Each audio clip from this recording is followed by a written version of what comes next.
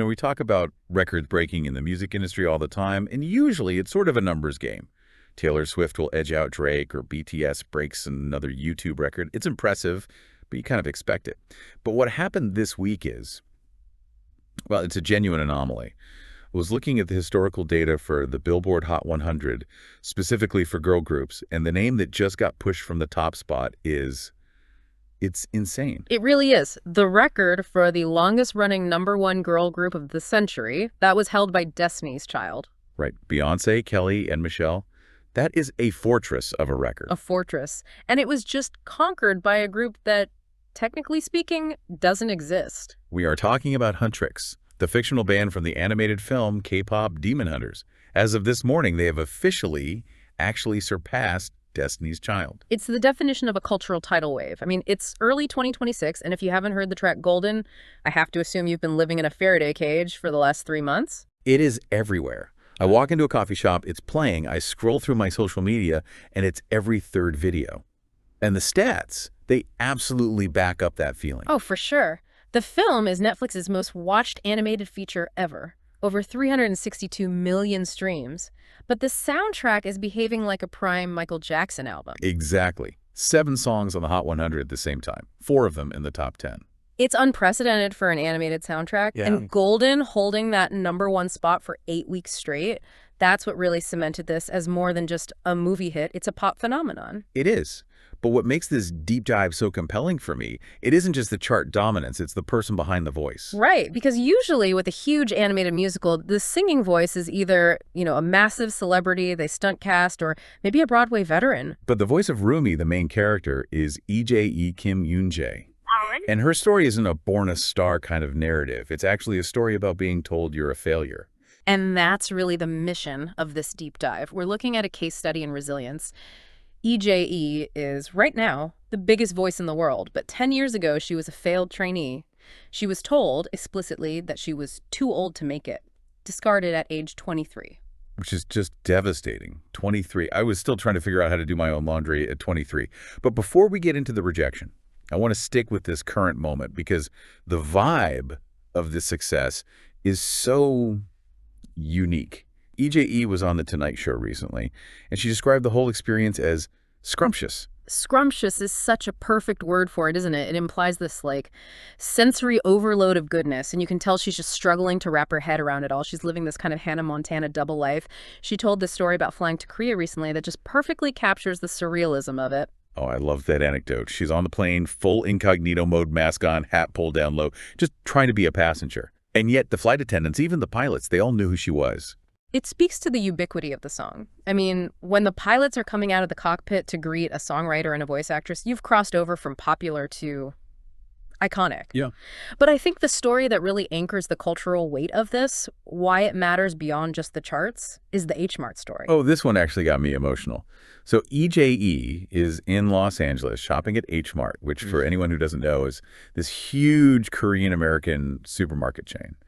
She's in the kimchi section, surrounded by jars of fermented cabbage, and she hears a 5-year-old boy singing Golden at the top of his lungs, and she just starts weeping. And to understand those tears, you really have to contextualize it with the Asian American experience, specifically something a lot of people call lunchbox trauma. Yeah, let's unpack that, because she was very open about this. She grew up in New Jersey, and she talked about the specific anxiety of school lunch. It's a very common experience for immigrant kids. You bring your traditional food, kimbap, dumplings, whatever it is, and it smells different, it looks different, and the other kids react with, "Ew, what is that?" or "That smells weird." So EJE talked about hiding her kimbap in her Barbie lunchbox. She'd sneak tiny bites when no one was looking because she was just terrified of being alienated by the smell of sesame oil. It's about shame. You're taught that your culture is something to hide if you want to fit in. And then you fast forward to 2025. She's at the premiere of K-pop Demon Hunters. Right. And 5 minutes into the movie, there's a scene with this beautifully animated, high-definition kimbap. It's not the butt of a joke. It's not weird. It's just there, celebrated as normal, delicious food on a massive global screen. And she said she just bawled her eyes out right there in the theater. It validated that little girl who was hiding her lunch. Exactly. So when she's standing in H Mart and she sees that 5-year-old boy singing her song, totally unashamed, loud and proud, That's the loop closing. She realized she's part of a shift where that next generation doesn't have to hide their lunchboxes. That's why Golden is so much more than a catchy hook. It's representation that heals. That is such a powerful lens to view this through. It really raises the stakes of her personal journey, because to get to that moment of redemption in H Mart, she had to go through a decade of just an absolute grind. We mentioned she was a failed trainee, but I think we need to explain what that actually means, because trainee in the K-pop world isn't like taking piano lessons once a week. No, it's a military-grade lifestyle. We have to go back to 2003. EJAE enters SM Entertainment. Now, for context, SM is one of the big three companies. They basically built the industry. Getting into SM is statistically harder than getting into Harvard. And EJAE was 11 years old. 11. That is, I mean, that's a child. And she enters this system where her entire life just becomes about optimization. It's a total institution. You wake up, you go to school, but immediately after school, you are in the studio until late at night. Vocal lessons, dance choreography, foreign language classes, media training, posture, diet. And you're doing this every single day, competing against hundreds of other kids who all want that same spot. And she wasn't just a face in the crowd. She was a top-tier trainee. She was training alongside the girls who became Girls' Generation. That's the psychological torture of it, right? She's in the practice room with them. They are her peers. Then she watches them get selected. She watches them debut. She watches their song G take over all of Asia. And she is still in that practice room, looking in the mirror, just waiting for her turn. And she waited for over a decade. That's what kills me. 10 years of waiting. And then in 2015, the hammer drops. She gets called in. She's 23. And the company essentially tells her, it's not going to happen. You're too old. See, this is where I struggle with the industry logic. 23 is practically a baby in the real world. In Western pop, 23 is when you're just getting started. Why is that the expiration date in K-pop? Well, it comes down to what they call the idol life cycle.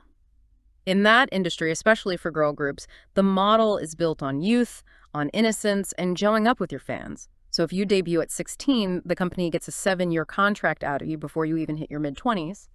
If you debut at 23, the perception, as unfair as it is that you have less marketable time left.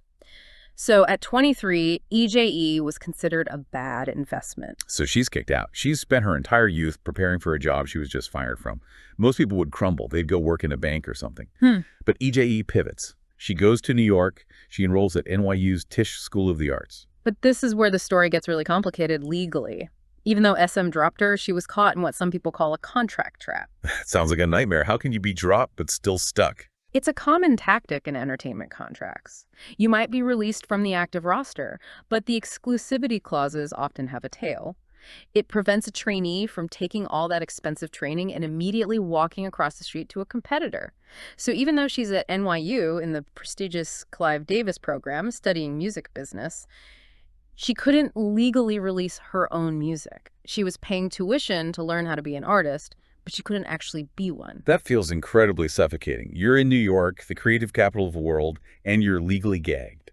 It was, but, and this is the key to her reinvention, that restriction forced her to look for other outlets. Since she couldn't go the traditional pop star route, she dove into the underground. She discovered the SoundCloud scene. And this was the golden era of SoundCloud, right? Yeah. The whole selection back. Exactly. Artists like Taku, Sengo, Shlomo. And this is so crucial because the sound was the polar opposite of K-pop. K-pop is polished, it's maximalist, perfectly quantized, bright. The SoundCloud future beats scene was murky, experimental. It relied on heavy sidechain compression, that ducking sound. It used these stumbling, unquantized drum patterns and chopped up soul samples. So she goes from the strictest musical education in the world to making these gritty, kind of lopsided beats in her dorm room. She taught herself Ableton. She started producing her own tracks. And this created a massive style clash.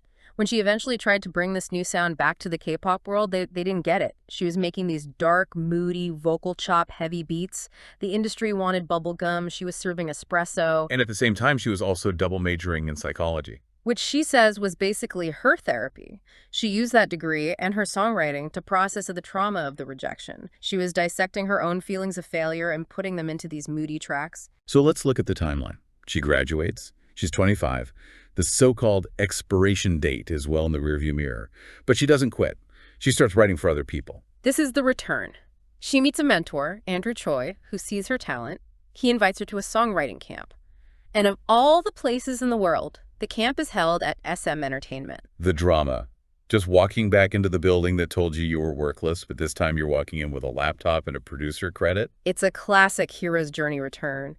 And she didn't just participate, she dominated. One of the first major placements she landed was Psycho for the group Red Velvet. Psycho is a monster track. If you know K-pop, that is one of the defining songs of the last decade. It went gold in the US. And the irony is just, it's so palpable. She wrote a hit for the very girl group model she was excluded from. And the emotion in that song, EJAE said it came from a real place, a huge argument she had with her long-distance fiancé. She just channeled that real-life rage and confusion right into the melody. I love that, turning heartbreak into royalties. It's the best way to do it. And that success just blew the doors wide open. Suddenly, the failed trainee is the most in-demand writer in the industry. She's writing for Twice, for aespa, for Les Seraphim. She's even doing music for League of Legends. She had made it. But as the wizard behind the curtain... She was the secret weapon. But then the curtain gets pulled back. Enter Maggie Kang, the director of K-pop Demon Hunters. This is where her unique background becomes her unfair advantage. Maggie Kang approached EJAE because she had a very specific problem. She needed songs that sounded like authentic, high-tier K-pop, but they also needed to work for a Western English-speaking audience. And that is a really hard balance to strike. It's a massive technical challenge. We call it the rhythmic puzzle. K-pop and Western pop just have different structures. Western pop is often loop-based. It finds a groove and stays there. K-pop is frantic. It needs a distinct verse, a totally different pre-chorus, a rap break, a high-note bridge, a dance break. Plus, fitting English lyrics into melodies designed for Korean syllabic structures is incredibly difficult. Korean is very percussive. English is more fluid. So EJAE was the only one who could bridge that gap because she had lived both of those lives. She was the SM trainee and the NYU beatmaker. Precisely. So she submitted the demos for the songs, singing the guide vocals herself. And when the directors, Maggie Kang and Chris Apahans, heard them, they had this realization. They didn't just want the songs. They said, that's Rumi. They wanted her voice for the character. That phone call must have been insane. Thanks for the songs. Also, you're the lead actress now. Yeah. But speaking of the songs, we have to talk about how Golden actually came to be. Because it wasn't some labored process in $1 million studio. No, it was born in a yellow cab. A cab. She was on her way to the dentist in New York. She gets the track from the Black Label producers. She puts her earbuds in, and the melody just hits her instantly. She opens the voice memo app on her phone and just starts singing, ne, ne, ne. Ne, ne, ne. Just gibberish syllables. She didn't have lyrics yet, but the melody, that earworm hook it, was instant. She recorded the rough idea while stuck in traffic, dreading a dentist appointment, and that voice memo became the biggest song in the world. That is wild. But my absolute favorite detail about the recording process isn't the cab. It's the studio ghost. The grunge ghost. This is such a great piece of lore. So she's in the studio recording the final vocals. The volume knob on her equipment malfunctions. It just stops working. She calls out for the engineer, Sully. She hears the heavy studio door creak open. She hears footsteps walk in. She looks up, expecting Sully, and nobody's there. But she swears for just a split second she saw a figure. A tall guy, flannel shirt, blue jeans. A grunge ghost just hanging out in the K-pop recording booth. It's so specific. And when she told the studio staff, they weren't even remotely fazed. They were just like, oh yeah, that's the guy on the 3rd floor. Watch out for the woman ghost on the 4th floor. She's meaner. Just casual workplace hauntings. Don't mind Bob, he's dead. But there is a cultural layer to this too. Her mom told her later that in the Korean music industry, there's a long-standing superstition. If you see a ghost while recording an album, it's an omen. It means the song is going to be a hit. And clearly the ghost knew what he was doing. He was the ultimate A&R guy. He heard Golden and said, yeah, this is going platinum. Which brings us right to the climax of this whole journey, the platinum record. The scene on The Tonight Show. Jimmy Fallon pulls out the plaque. Golden is officially RIAA certified platinum. Mm-hmm. And the look on the group's face, that wasn't PR training. That was genuine shock. It was. And when you look at that plaque, you have to look back at the 11-year-old girl entering SM Entertainment. You have to look at the 23-year-old being told she was expired. It really reframes the last 20 years of her life.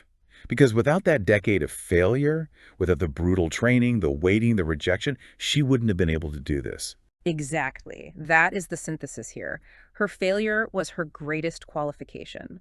If she had debuted in Girls' Generation, she would have been a star, sure. But she would have been inside the bubble. She never would have gone to NYU, never learned production, never developed that Western K-pop hybrid brain. She was the only person in the world capable of being the voice of Rumi because she had the unfair advantage of having lost everything first. It's such a powerful thought. We spend so much time worrying about wasted time. Oh, I spent 4 years on a degree I don't use. Or I spent 5 years in a relationship that ended. But in the long arc of a career, nothing is really wasted. It's all just data collection. It's all R&D. EJE proves that sometimes the expiration date the world puts on you is just a clerical error. Or maybe the expiration date is just the day you stopped trying. EJE didn't stop, she just changed lanes. And that lane change led her to the #1 spot in history. So here's a thought to leave you with today. We all have those moments in our past. The projects that flopped, the rejections that stung. We look at them as dead ends. But what if they aren't failures? What if they are just very long, very specific preparations for a success you haven't even met yet? It's a comforting thought. Maybe your golden moment is just stuck in traffic on the way to the dentist. I certainly hope so. That's it for this deep dive. Go stream the soundtrack, watch out for flannel-wearing ghosts, and we'll catch you on the next one.